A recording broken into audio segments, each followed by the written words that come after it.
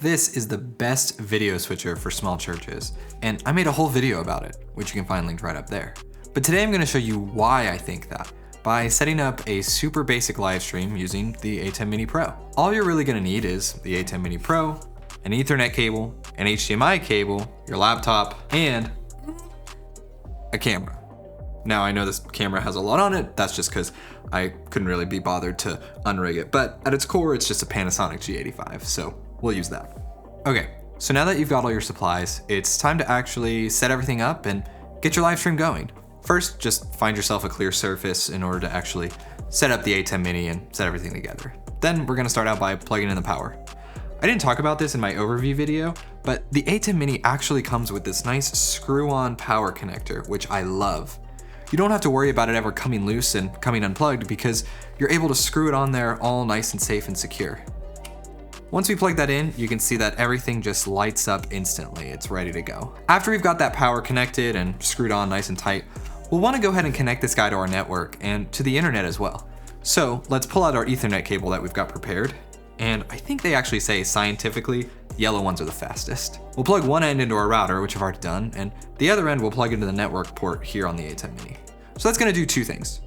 One is it's gonna connect it to the internet so that we can actually live stream with it. But the second is that it's going to connect it to our local area network, or LAN. That way, we'll be able to control it and also set up some configuration using our laptop later on in this process. So now that we've got that all plugged in and ready to go, we could actually hop into our laptop and configure our stream right now, but all we'd be streaming is just a plain black screen. So we're gonna need some sort of video source actually connected. So it's time to grab our camera. Again, I didn't unrig it, but this is the Panasonic G85 with a bunch of stuff connected to it. And if you're interested what all it is, check out the video up here. I run through every single piece that's on this rig and how it's used in our live streams. But anyway, the important part is it's got this little micro HDMI port here on the side. So we're gonna take our cable, which is a micro HDMI to full-size HDMI. We'll plug the micro into this part of the camera, and we'll plug the full-size HDMI into HDMI 1 on our ATEM Mini. So we'll plug this into the camera, and then we will plug this end into HDMI 1 on our ATEM Mini. Boom. Done. Easy peasy. Now, one thing that you'll have to do is make sure that you've got your camera set to output a clean feed over HDMI. That way you don't get all the icons and info showing up on your live stream from your camera. On this Panasonic G85, you'll specifically go into the TV connection menu and then set HDMI info display to off. It'll probably be something different on your camera, but just Google your camera's model and clean HDMI output and you'll figure out how to do it pretty easily. Great, so now we've got our switcher and we've got a video feed coming into it. So at this point, we wanna just hit the go live button on the ATEM Mini, but that's not gonna do anything yet because we haven't actually set up our streaming destination. This is where the laptop comes in. So let's grab that and first jump on over to YouTube Studio to get that all configured. So you can get there by going to studio.youtube.com. Then we're gonna go up to create and go live. Once we're here, we're actually just going to go over to the stream tab and we're gonna create a live stream. But the thing that's important here is to set up a stream key. Now, a stream key is kind of like a password that your ATEM Mini will use when it communicates with YouTube to make sure that it's sending its feed to the right place. Now, it's very important that you keep this key a secret so that nobody but you and your church can stream to your account. So let's go ahead and create one. We'll go down here under select stream key and we'll actually hit the drop down and then say create new stream key. For this, we'll just call it ATEM Mini Pro. And we'll leave either the settings the same and hit create. Great. So now we can see that we've got that key selected. And if we click this eyeball here, it will reveal it. But again, you want to keep that a secret. If you ever need to change it, you can just hit reset and it will generate a new one for you.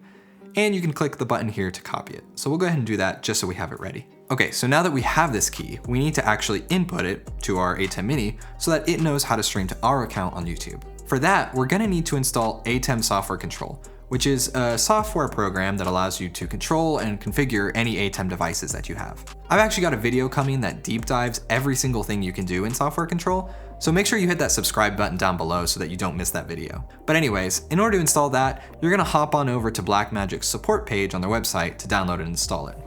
You'll select ATEM Live Production Switchers, and then just select the update for your particular operating system. By the way, if any of this is sounding complicated to you at this point, but you really need to set up a church live stream, jump on over to my website using the link below and sign up for a consulting session with me. I'll be able to jump on a video call with you and walk you through every single step of this setup, or whatever it is that you specifically need help with.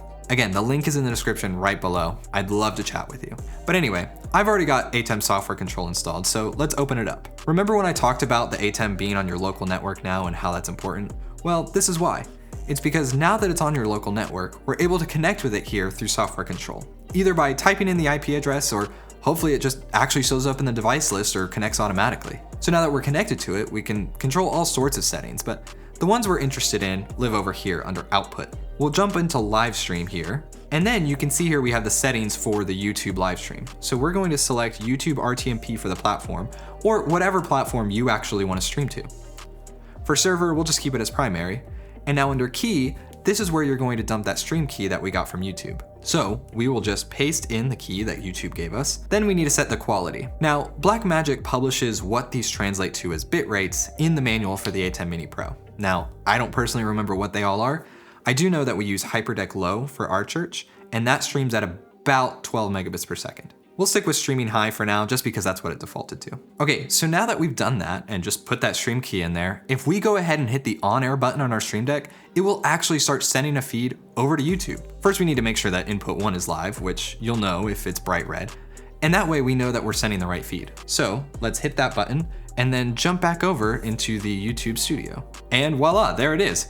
It obviously doesn't look like anything super exciting yet, just a picture of my laptop keys and whatnot, but you can see we are streaming directly from this camera that's set up here through the ATEM Mini directly to the internet. The cool thing is, after this initial setup, you actually don't even need your laptop ever again. As long as your stream key still exists and you don't change the config in your ATEM Mini, you'll be able to just hit the button to go live and you'll start instantly streaming on YouTube. Now, when it comes time to stop our stream, we'll just go ahead and hit the button on the ATEM to do that, labeled off.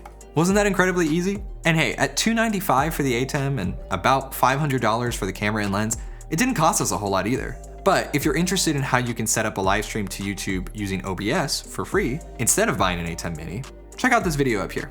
Now, obviously this is a super simple setup, but I really just wanted to show you how insanely easy this process is when you're using the ATEM Mini Pro. A couple of things to note and improve about this stream though. First off, we're just using the audio from the camera at this point, and so it's gonna sound awful. If you really wanna live stream your church service with good audio, you'll need to get an output from your soundboard to come into one of the mic inputs on the ATEM Mini instead. That's not hard to do, but you'll have to get all the right cables and make sure to set up your mix correctly. Second, you're probably gonna need a tripod to put your camera on, rather than having someone hold it the whole time or just sitting it on a table. You don't have to spend a lot of money on that though, especially if it's just going to be a stationary camera. And finally, you may have noticed that we never actually monitored the video signal in the ATEM. We just trusted that we were getting one from our camera. That's because if you're just doing a single camera stream, you don't really need to. You can kind of see it there. But if you want to utilize this to its fullest potential, you'll realistically want to plug in a monitor to use as a multi-view. All that takes is an extra monitor, and you can usually find them used online for about 50 bucks, and another HDMI cable. You'll just plug the HDMI cable into the ATEM's output and bam, you've got a multi-view showing you all sorts of extra data about your ATEM Mini, the signals coming in, and your stream data. I hope you can see now why I love the ATEM Mini Pro and why we use one at my church. This video isn't sponsored at all by Blackmagic, I just love their products that much. But hey, if y'all are watching and you want to sponsor me, hit me up. Look, live streaming doesn't have to be hard. Just buy the right gear and do your best to learn it, and you too can have a great church stream. Until next time.